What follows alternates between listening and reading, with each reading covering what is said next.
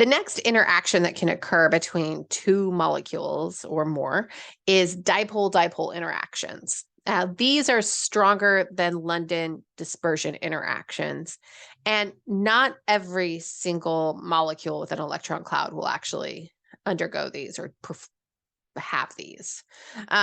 It's only going to be molecules that are polar. They have to have a dipole moment across the whole molecule to be able to interact with the dipole moment of another polar molecule. And what we see is that when they are in a liquid or a solid, when they're near each other, polar molecules will align. So that way their partially positive and partially negative ends of the molecule are near one another and interacting.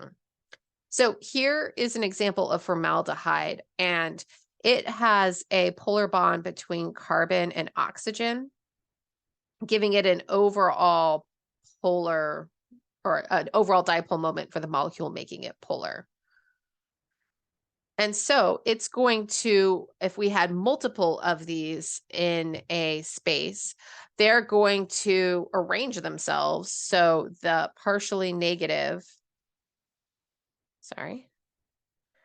end of the molecule, which is this oxygen right here, is going to line up with a partially positive end of the molecule, which is the part that has our nonpolar bonds or our partially positive carbon. And so they line up so that there is an attraction between this partially negative and partially positive side of each molecule, and they'll line up. They're going to be pretty far apart from each other compared to two atoms that are sharing electrons in a covalent bond. And so it's going to be so much weaker than a covalent bond for that reason. But they'll all line up.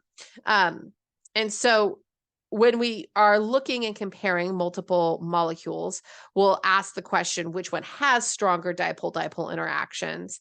And it's going to be the molecules that are polar and that have a larger amount of polarity.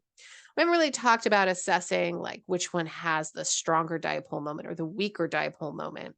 And so in our class, what we'll do here is we'll look at dipole-dipole interactions and we'll say, okay, if something is polar, it has these dipole-dipole interactions that'll occur between molecules. And if it's nonpolar, they won't exist. So looking back at our example, when we were comparing and trying to determine if molecules were polar or nonpolar, we're going to use that same skill here. That's why we practiced it.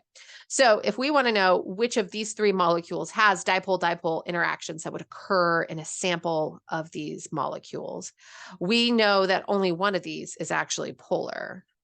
We have one polar molecule. It had that dipole moment overall that was kind of here. And so this will be our only molecule that has dipole-dipole interactions.